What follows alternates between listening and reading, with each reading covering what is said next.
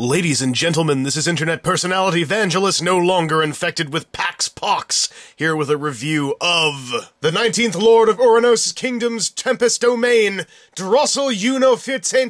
Heizregester Früchten von Flügel. This is my first delve into the realm of Figma, because, quite honestly, no Figma figure until Drossel had any draw or interest to me whatsoever. You know, I wish I could say I was up on my Haruhi, but, I'm not. Although I do wish I had, the cash to grab a hold of the Duke. Duke Togo is a manly man. Anyway, the first thing I noticed about Figma, oddly enough, was the stand. It's a step up from Reveltech. It's, not a clicky stand, but instead has screws and is incredibly tight. It's on par, I think, actually, with the Tamashi stage deal. Another difference that Figmas have over Reveltech is a lack of clicky joints. Everything here is smooth and tight, and that's something I was really happy about. I was afraid that these joints would be really loose, and while some of the ball joints can be a little bit wobbly, it's generally been a good experience, although I have heard that some of these joints can be sticky, namely the shoulders and the ponytail things, and if they're sticky, do not force them. I have seen way too many pictures of snapped Drossels. That said, the range of motion on these joints is quite incredible, and incredibly nice for the character as well, especially this torso joint, which really lets you do a lot of Drossel's signature poses. However, I will admit, although I'm a fan of Drossel, I find her signature poses boring. I said it, there you go. And I'm actually really happy about this figure because it's an excellent representation of Drossel, but it lets you take things a little bit more action-y and make her a bit more of a, you know, a badass. And while I know that badass and Drossel generally doesn't fit together in one's vocabulary, I like to kind of think outside of the box. Another huge plus Figma has is that the spare hands come on one of these, and these are excellent. Ever since the old Microman series, well, I say old, the newer, but unfortunately dead Microman series, I've loved hand racks. Things that come with extra hands really should come with these, because it's just a piece of plastic with holes in it, but good lord is it helpful. If FigArts or even Reveltech came with something like this, I would love those lines even more. I like those lines, but really, this is a touch that I adore. Also, the hands, as you see, you get splayed, you get pointing, you get fists, and you get open-ish fists. Now, the thing about these is that a lot of people tend to hack the thumb open so they can peel open the knuckles a bit wider to hold things. I haven't really found a reason to do that myself, but, you know, whatever's your business. Swapping the hands is also really simple because you just pull them out on the peg and stick in a new one. The one thing I really enjoyed about the hands is that at no point have I felt like I'm going to break the toy while swapping hands, which is another thing I was afraid of. Figma's, even though they're Max Factory, and I have a great love for Max Factory, although Figma does seem to have killed the Max Goken line, which makes me a little bit, adversarial, I was afraid that this would be a case of, you know, fragile Japanese toys. And it hasn't been so far. Although, as I said, if you have one that's brittle in any way, be really careful with it. Now I'd love to just, you know, manually swap all these hands for you, because that would be so unbelievably interesting, but instead, maybe we can just agree to agree that Drossel has quite a bit of posing, play value, playability in her posing, and we can agree on that. Damn, that was awkward. Honore! Dikedo! That does remind me, she comes with a plethora of show-accurate accessories, the least interesting of which being your classic Flügel Anthropologie 14, or 14.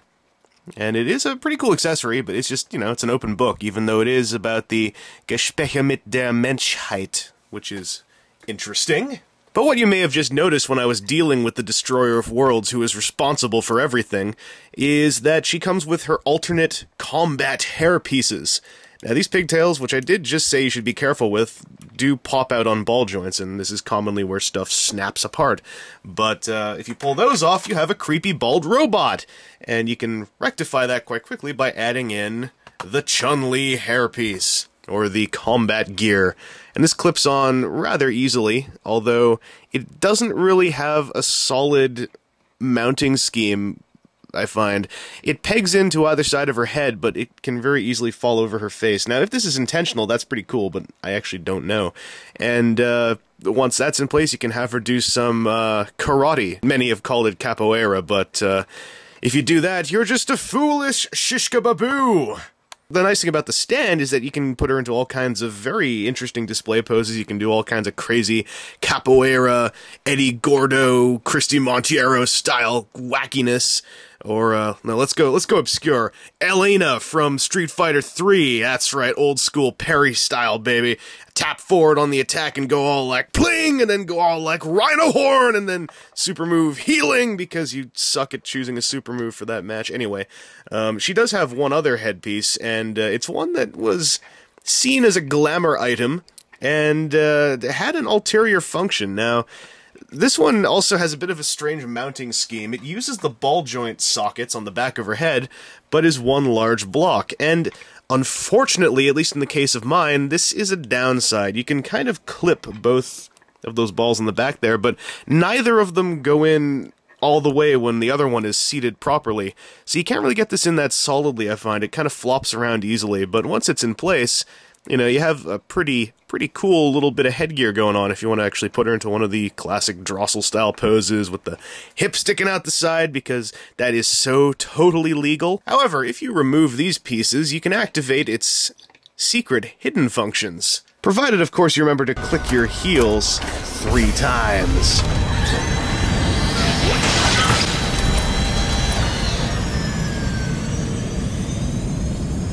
It's Power Flight Head Drossel!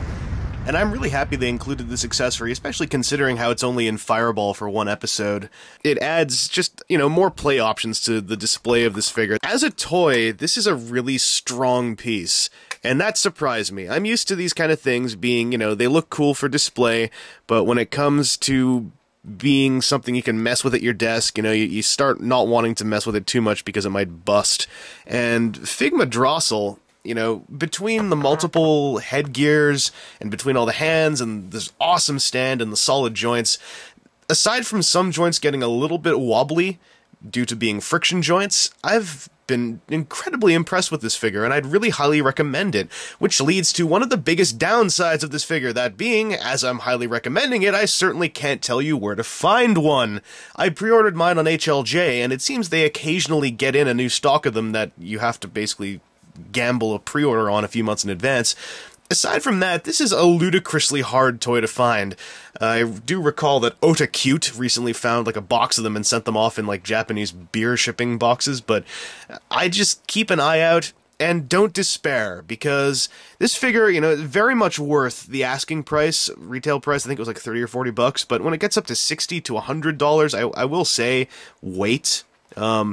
And there are going to be more opportunities to get a hold of this toy in some iteration. I mean, Fireball's Japanese DVD release is going to come with a version of this armed for winter combat, that being, you know, furry hat and skis, but that regardless, I'm sure there are going to be more Drossel re-releases with different accessories and things. This is far too hot a property considering the at least cult success of Fireball. I wouldn't despair if you can't find a Drossel now, because I'm sure you'll find one at some point.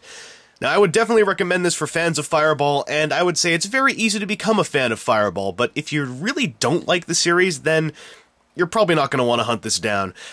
Now, I would say this would make a great base for a Transformers animated Sorry custom from Season 3, and a couple friends of mine have even done those to varying degrees of success, and I would say that, but at this point, I would question that logic, if only because she's already so hard to find right now.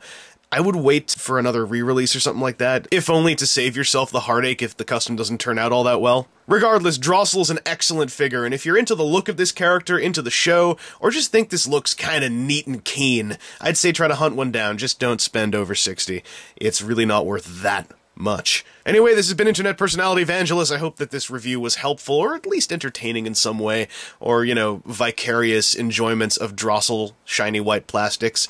And I will say, I'm very happy I picked this up, and I do have to send thanks out to to the soldiers, because I wouldn't have even known about this toy if there wasn't a thread about it, and then I saw the series thanks to that, and then I really secured the pre-order. It was a fun cycle, so, you know, this is a case of toy word of mouth, action figure gossip gone right. Anyway, till next time, I'll see you in 70 years, Tigris Euphrates.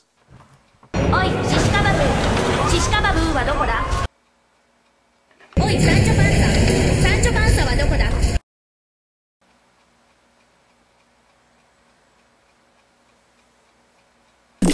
Never! Did someone call for the doctor? Ja, meine weiße Fräulein. Now I will show you the maniacal machinations of my menacing medicine. I hope you are bereit for now. My glasses. Oh, there they are. Wow.